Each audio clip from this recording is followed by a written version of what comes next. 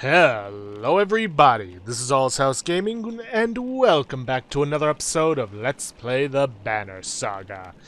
In the previous episode, we managed to make our way to Sigrholm. Unfortunately, it seems Juno is not here yet, and this town is sinking into the lake, from which it once, well, rested against. Eyvind is intent on waiting around for Juno, and we'll give him a bit of the benefit of the doubt and wait around for at least one day. Let me take a look at what we can get in terms of trinkets. Taurus Band we already know about. Haldan's Razor we've already got. Ring of the Wolf. A ring engraved to Catherine of Vesprem. A gifted healer. She can preserve life in all but the most grievously wounded. Protects from death on strength greater than 1. I guess that means it protects from 1 death blow? Why not? We got plenty of renown to work with. But these two we don't need. We already got some of those. At least I'm pretty sure we do. Unless they were acquired in Chapter 3? Yeah, I think they were. Well, it is what it is. Alright, so, we will rest for 1 day. A scuffle has broken out in front of the houses. "Thief!" shouts one of your people, as a group of strangers flee from your camp. Oddleaf is already running in their direction. "They took our supplies," you hear from nearby. Oh boy. Alright, chase them down. "Come on," you shout, and several join you in the chase. You wander onto a beach where some men have been waiting for you. Some terse words are exchanged about whether anything had been stolen or not. You don't see who draws the first weapon, but it ends the conversation dead.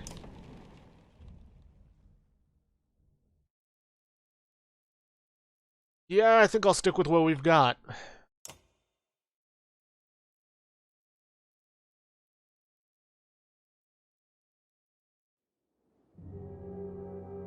Okay, bit of a scattered formation. Yeah, I think Krumer can go after the archer woman. Egil I'm gonna put here. And Ivor here.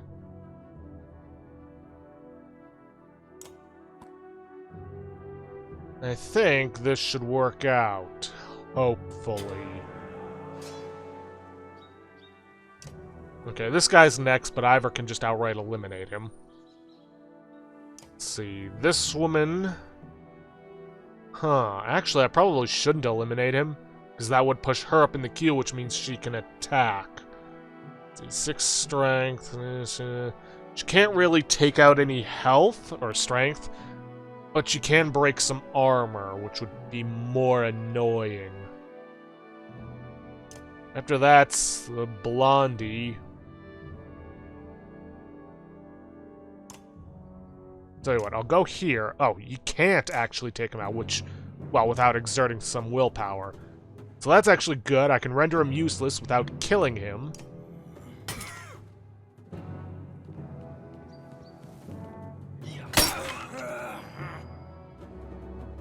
And then Krumer can take out the archer before she becomes a nuisance. Fools. Putting their archer... putting their archer right in harm's way. He's next. Outside of Krumer, he can't really reach anyone. And he is below Krumer's armor threshold. So I think what I'm gonna do is, yeah, this guy's next. I'm gonna send Egil after him and weaken him.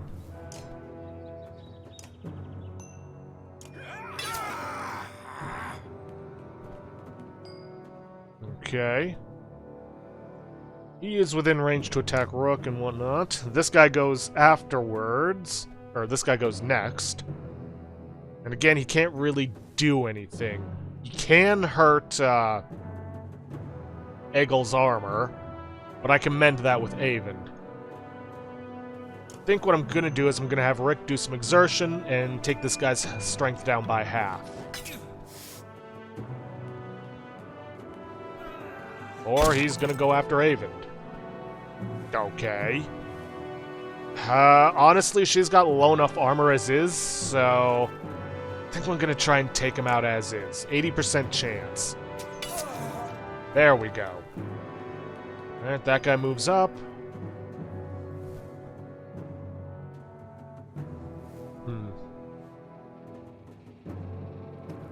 Okay, Blondie goes next. He's probably going to Wild Slash Krumer, because he can't reach anyone else.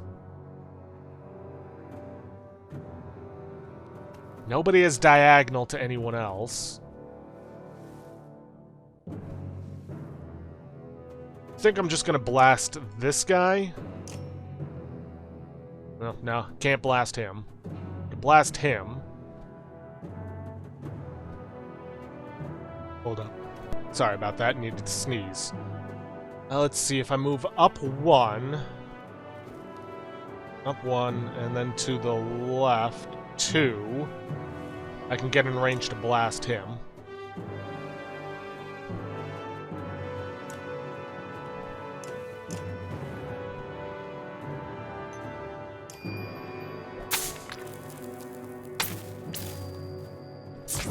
That'll put his strength below any armor threshold, but of course he's going to go after Eyvind. Which just makes sense.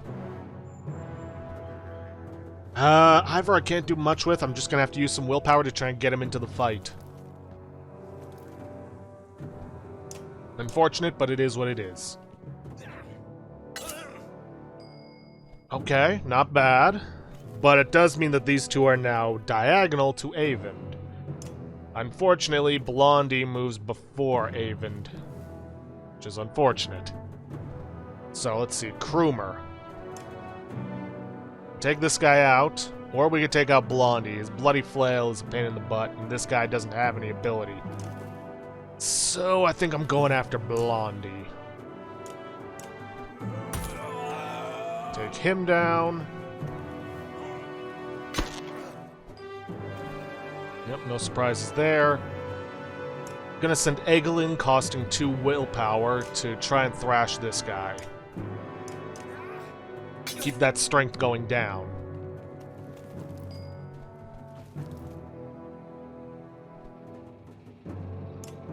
Gonna hit this guy with a rook.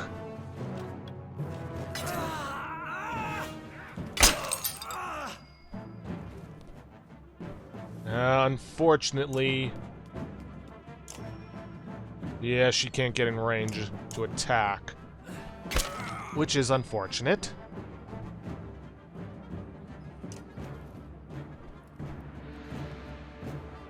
You know what, Eyvind? Just use your arc lightning to take these two out.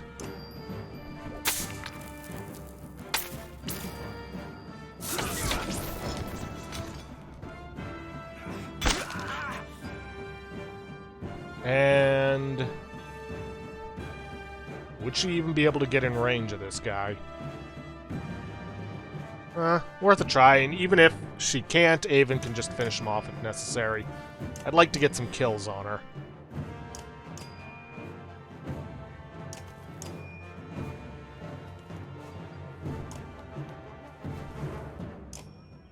No, she can't. Unfortunate. And actually kind of unfortunate that I am using Eyvind to go after him. Because he's already rank 5, so you know what? Can't really do anything to us. Well, except for that, but doesn't matter.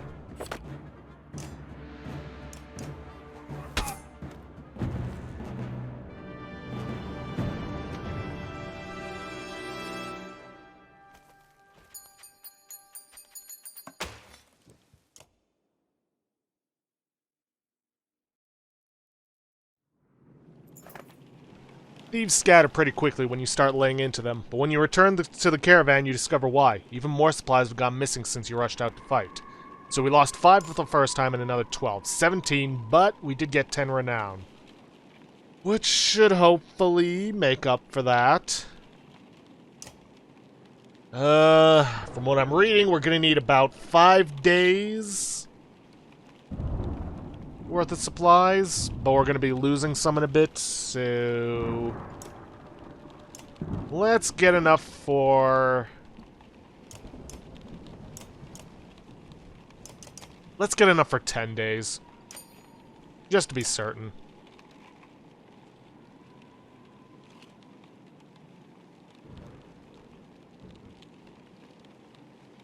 Alright, nothing else we can do. Rest. A random assortment of people from the caravan confront you. Listen, we don't feel safe here. I don't know anything about menders or whatever, but we're going to leave, and I hope you'll join us. Looks like a couple dozen people, farmers and fighters alike, feel the same way. I can't afford to lose people. Sorry, Avon, I don't think Juno's showing up. Join them and get ready to depart. You agree that it's time to go. Avon casts his eyes upon the ground, but doesn't protest. The caravan packs up and prepares to leave. We've got other problems. The whole place is flooded. We could try to walk the muddy parts, but it'll be slow going. Try to float the caravan over the lake, but we might tip or get stuck. Well, if Oregon Trail has taught everybody anything, don't try to ford the river. Or we could just just go around the whole thing, but no idea how long that'll take. What do you think? Let's pay some locals to help. The locals become a lot more helpful when you swallow your pride and start offering food for help crossing the river. They give you small fishing boats to borrow and show you the area with the best chances of making it across. You hope your luck holds out as you launch from the shore. Despite, or you suspect because of your vigilance, the locals from Sigrholm don't try anything underhanded as they take you in their small boats to the other side of the lake over several trips. You leave them with a generous amount of food, and they row back to their town. You hope it's worth it to buy some space from Bellower, who will have to drag his armies through the mud on foot. Alright, got about 9 days, so I think we'll be good. Plus a little extra, just in case some random events go wrong.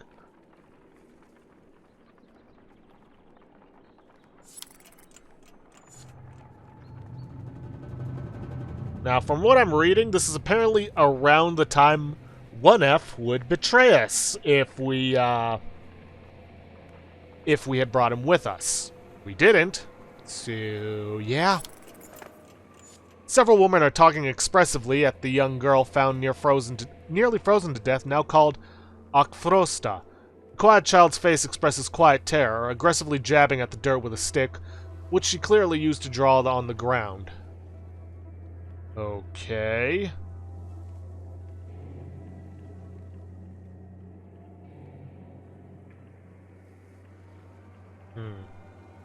Study Akhfrosta's drawings.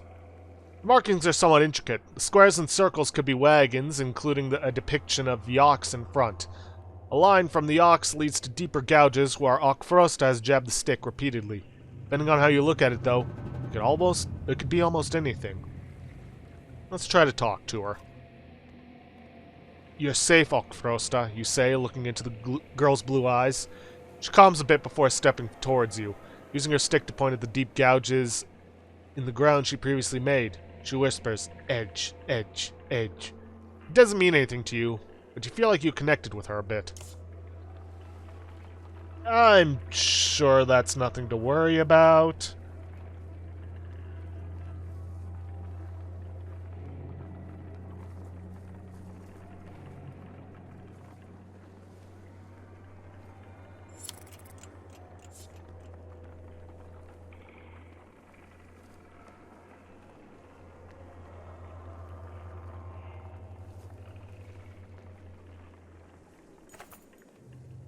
Unar, the quirky old man with the leather headband, says, "There's one thing I know better than women and meat, it's, well..." He smiles. "Well, nothing. But I know when a group could use some help. Just nod and let old Unar make everything better. No questions now." Okay. Well, let's see what these different options do for us.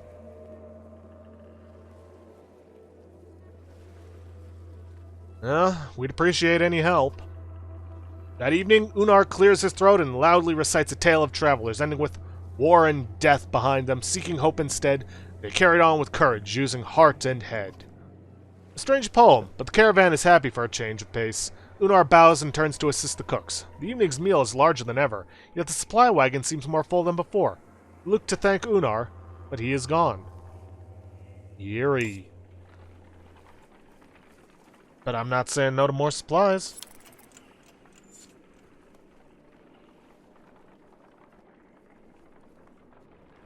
Looks like we got a camp coming up.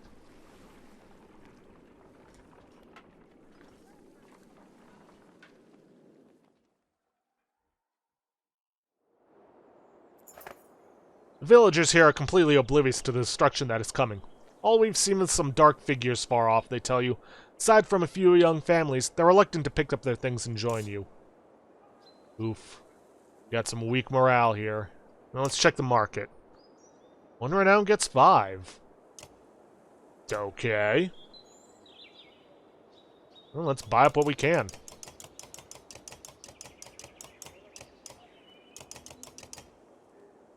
That costs us a lot of renown, but you know what? Having 26 days worth of food, worth it. Plus, it's not like we don't have an excess of renown because we're not ranking people up. Ooh, the Eyeless Rift. We said no to this before because we didn't quite have the renown for it, but might not be a bad idea for future entries. I mean, to never be deflected? Or to never be deflected for our archers? Why not? Obsidian Bell. This dark stony bell makes such a deep sound you can surely hear it at all. Or you can barely hear it at all. Plus 3 armor on a rest, plus 2 aggro, plus 1 strength. Not bad. Studded pommel. Skewly. Ceremonial dagger, hidden place on the body, giving enemies second thoughts about getting too close. The Obsidian Bell seems alright, but I think I'll take the Eyeless Rift.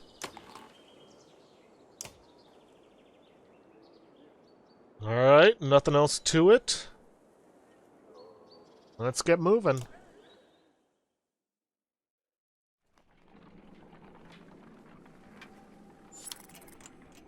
Yeah, maybe I should have taken some time to rest to get morale up. Ah, well.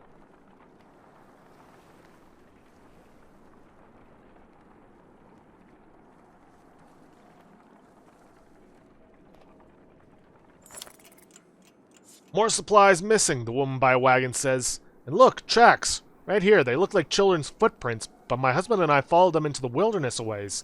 They meet up with some adult tracks. No telling how many.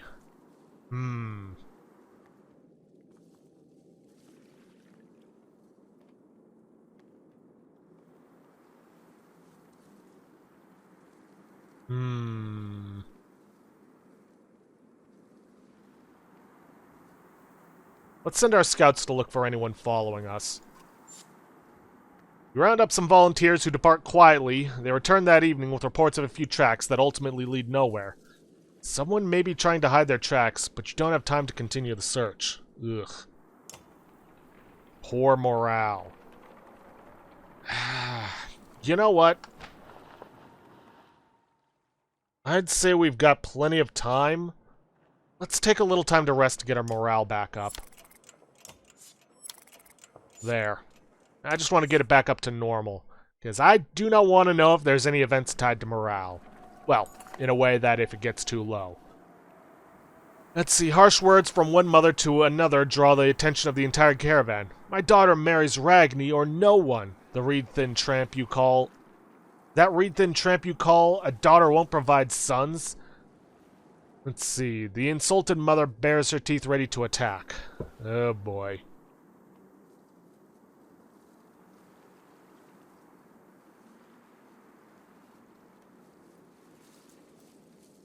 Let's keep them separated. There's no time for this, you say, and signal to another man. The two women are moved to opposite sides of the camp, kicking and swearing. Though you might have handled it more deftly, most of the caravan finds it entertaining.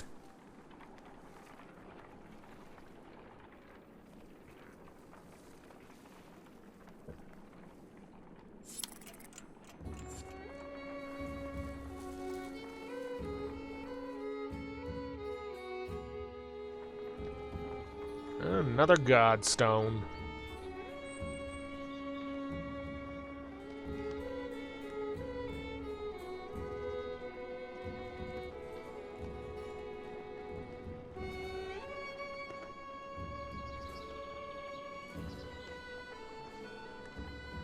Is it just me? Are they ordered in the same way that they are in combat? Huh. Yeah, they are. That's a nice touch.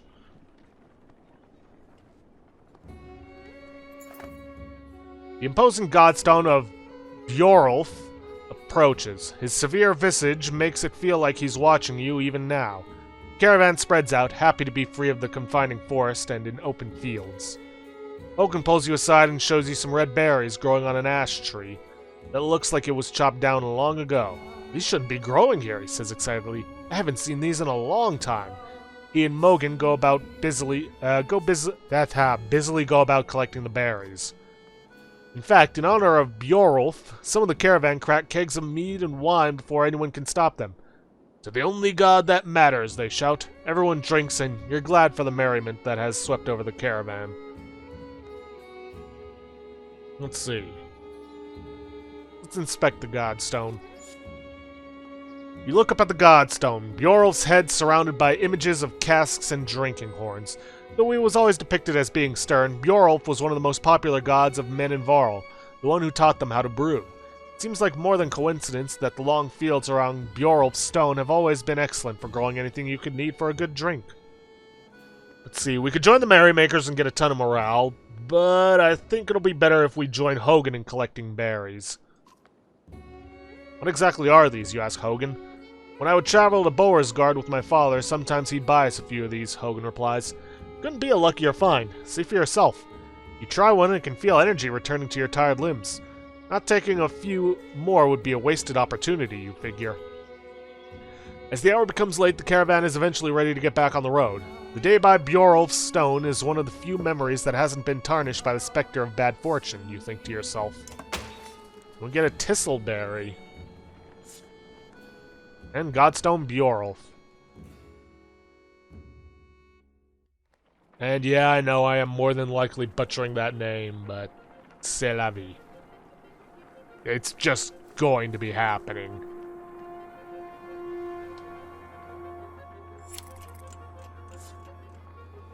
Reynavik? Akhfrosta, the young girl who joined your caravan after being found nearly frozen, suddenly stands still, refusing to move. She points off to the side of the trail and stares, her eyes full of fear. This again, remarks one of the clansmen nearby. Oh boy, let's see what this is about.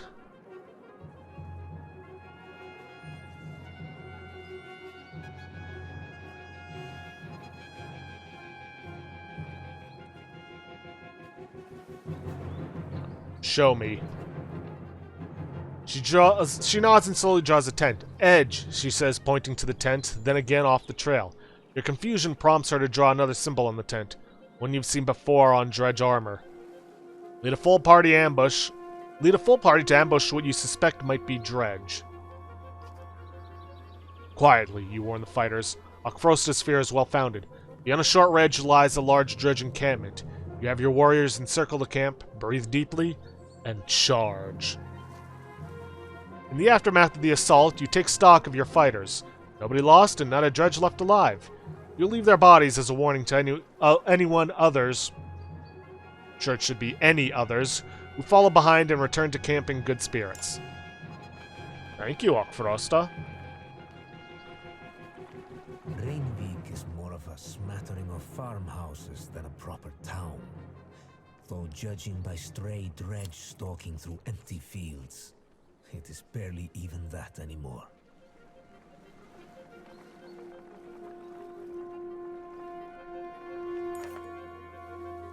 Let's see.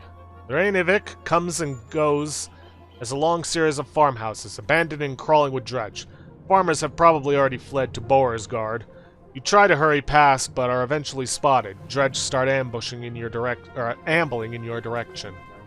What is that? Points out Oddleaf up near one of the longhouses. In the distance, a large person, clothes seemingly covered in blood, is cursing loudly and stumbling about. He staggers into a longhouse, laughing. The dredge heading your direction turn back, roaring and begin to pound on the longhouse door. They seem to be holding a grudge against this particular person. You doubt the door will hold long. Let's rush to help. Against my better judgment, we should probably do something. you say. The others agree, even though it means putting them all at risk. As you quietly approach, the dredge have managed to splinter the door and break through. "Hey!" shouts Varl wearing all red, standing on the other side of the dredge. "Came all the way up here just for me?" He seems unconcerned about the dredge as he hoists his enormous sword. And we got a scarlet feather? Sigbjorn, and he is just joining us outright. Unit required in party. At this time, Sigrholm is required in the party battle. Okay, well, he's a level 5, so that's good. Looks to be a Warhawk, Tempest. I had to guess he's probably meant to be a replacement for, Gunnulf if you lost him, but hey. Scarlet Feather. Nobody has actually caught a Blood Raven, but the lucky few who have found one of their feathers can tell you why. +2 movement, -1 aggro. That might actually not be a bad idea to put on, say, Nid.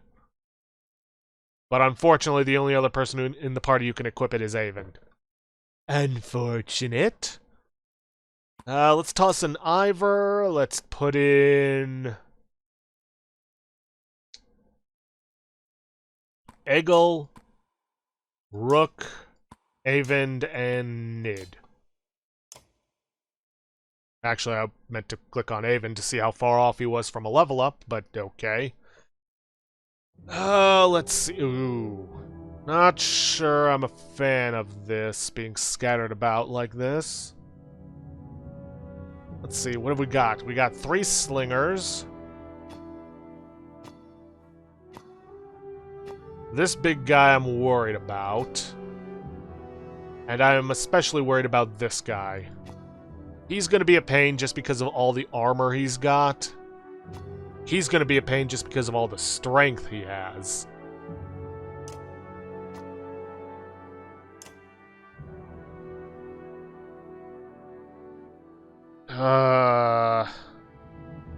Depending on the order it goes, I might just put these 2 here and try to wail on this guy to get him weakened. So he can't do too much damage. Plus, there's the fact that he can, summon. But then that leaves this guy over here. I suppose, if I wanted to, I could leave most of my humans around here. Go after the slingers to take them out, and then once this guy's dealt with, we send in Ivor and... what's his name? Sigbjorn after the big guy. But that depends on a lot of factors. And the other thing is, we are actually pretty much out of time for this episode. Because I'm down to just under 2 minutes, according to my timer. So I think I'm just going to have to end things off early for today, and tomorrow we'll come back straight for this battle. So, if you guys like what you see, please leave a like, subscribe for future content. Don't forget to hit that bell icon to get notifications when I upload, or to hit the straw poll link to vote for our next Let's Play. And please, leave a comment down below this video. I'll see you guys in the next episode. Thanks for watching.